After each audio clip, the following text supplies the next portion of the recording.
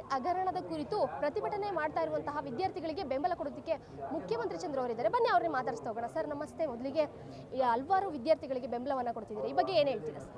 ಇಲ್ಲ, ನನ್ನ ಅನ್ಯಾಯ ಎಲ್ಲೆಲ್ಲಾದರೂ ಕೂಡ ಇದು ಡೆಮಾಕ್ರಸಿ ಇರ್ತಕ್ಕಂಥದ್ದು ನಮ್ಮ ಹಕ್ಕನ್ನು ಕೇಳೋದಕ್ಕೆ. ಹಕ್ಕಿಗೆ ಧಕ್ಕೆ ಆದಾಗ ಕೇಳುವುದು, ಒಂದು ಸತ್ಯಾಗ್ರಹ ಮಾಡೋದು, ಚಳುವಳಿ ಮಾಡ್ತಕ್ಕಂಥ ಒಂದು ಪದ್ಧತಿ. ಅದನ್ನು ನಿರಂತರವಾಗಿ ಈ BJP ಸರ್ಕಾರ ಅಧಿಕಾರಕ್ಕೆ ಬಂದಾಗಿಂದ ಈ ಎಜುಕೇಷನ್ ಸಿಸ್ಟಮ್, ಶಿಕ್ಷಣ ನೀತಿಯನ್ನು ತಮ್ಮ ಅಜೆಂಡಾ, ತಮ್ಮ ಸಂಘ ಸಂಸ್ಥೆಗಳ ಅಜೆಂಡಾನಿಟ್ಕೊಂಡು ದೇಶವನ್ನು ವಿಭಜನೆ ಮಾಡ್ತಕ್ಕಂಥ ಪರಿಸ್ಥಿತಿಗೆ ಹೋಗಿರೋದು. ಮತ್ತು ಈ ನೀಟ್ ಎಕ್ಸ್ನಲ್ಲಿ ಇಷ್ಟೊಂದು ಹಗರಣಗಳು ನಡೆದರೂ ಕೂಡ ಯಾವುದೇ ಕೂಡ ಗಮನ ಕೊಡದೆ ಅದು ನಾವು ಮಾಡಿರೋದೇ ಸರಿ ಅಂತಕ್ಕಂಥ ಹಠಮಾರಿ ಧೋರಣೆ, ಇದು ಸರ್ವಾಧಿಕಾರದ ಧೋರಣೆ ಆಗಿರೋದ್ರಿಂದ ಅನಿವಾರ್ಯವಾಗಿ ನಮ್ಮ ಯುವಶಕ್ತಿ ಏನಾಗಿದೆ, ಯುವಶಕ್ತಿಗೆ ಅನ್ಯಾಯ ಆಗಿದೆ. ಎಷ್ಟೋ ಜನ ಸಾವಿಗೀಡಾಗಿದ್ದಾರೆ, ಆತ್ಮಹತ್ಯೆ ಮಾಡ್ಕೊಂಡಿದ್ದಾರೆ. 1 ಸತಿ 2 ಸತಿ 3 ಸತಿ 4 ಸತಿ ಪರೀಕ್ಷೆಗಳು ಕೂತ್ಕೊಳ್ಳೋದ್ರು.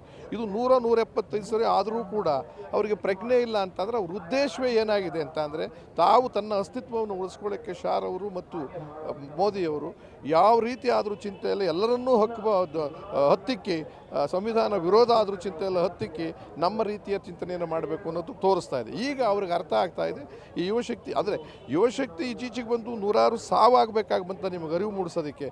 ಆದರೂ ಈಗಲೂ ಇನ್ನೂ ಎಚ್ಚೆತ್ಕೊಂಡಿಲ್ಲ.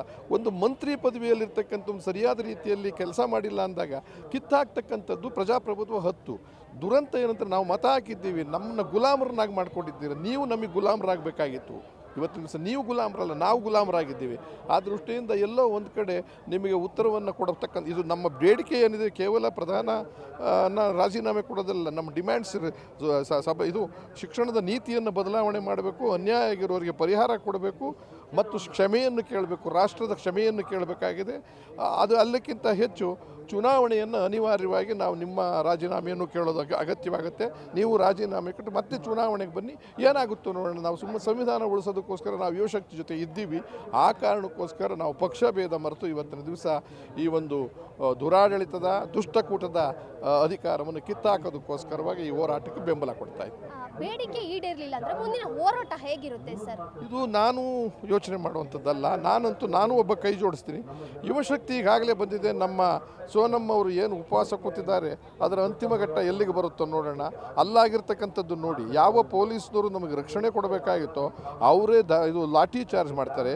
ಯಾವ ಪಕ್ಷ ಇದು ಸರ್ಕಾರ ಒಬ್ಬ ಸಾಯುವ ಮನುಷ್ಯನ ಕರ್ಕೊಂಡೋಗಿ ಗೌರವ ಕೂತ್ಕೊಂಡು ಚರ್ಚೆ ಮಾಡಿ, ಸಂವಾದ ಮಾಡಿ, ಏನು ನಿಮ್ಮ ಸಮಸ್ಯೆ, ನಾವು ತಪ್ಪು ಮಾಡಿದರೆ ಕ್ಷಮೆ ಕೇಳ್ತೀವಿ, ಅದ್ರ ಜೊತೆಗೆ ಸರಿ ಮಾಡ್ತೀವಿ ಅಂತ ಹೇಳೋದು ಬಿಟ್ಬಿಟ್ಟು ದಬ್ಬಾಳಿಕೆಯಿಂದ ಕದ್ದು ಬಿತ್ತು ಮಫ್ತಿನಲ್ಲಿ ಬಂದು ಅವ್ರನ್ನ ಹೇಳ್ಕೊಂಡೋಗಿ ಹೆಣ ಹೇಳ್ಕೊಂಡು ಹೋಗ್ತಕ್ಕಂಥದ್ದು ಇದೆಯಲ್ಲ, ಇದು ರಾಕ್ಷಸ ಪ್ರವೃತ್ತಿಯ ಪ್ರಧಾನಮಂತ್ರಿಗಳು ಮತ್ತು ಹೋಮ್ ಮಿನಿಸ್ಟ್ರು. ಆ ದೃಷ್ಟಿಯಿಂದ ಈ ರಾಷ್ಟ್ರಾದ್ಯಂತ ಈ ಹೋರಾಟವನ್ನು ನಾವು ಮುಂದುವರಿಸಿ ಈ ಸರ್ಕಾರ ಹೋಗೋವರೆಗೂ ಕೂಡ ಮಾಡಬೇಕಾಗುತ್ತೆ. ಇದಿಷ್ಟು ಮುಖ್ಯಮಂತ್ರಿ ಚಂದ್ರ ಅವರ ಮಾತಾಗಿತ್ತು. ಕ್ಯಾಮ್ರಾ ಪರ್ಸನ್ ಲಕ್ಷ್ಮಣ್ ಜೊತೆ ದೀಪ, ಫ್ರೀಡಂ ಟಿವಿ ಕನ್ನಡ, ಬೆಂಗಳೂರು.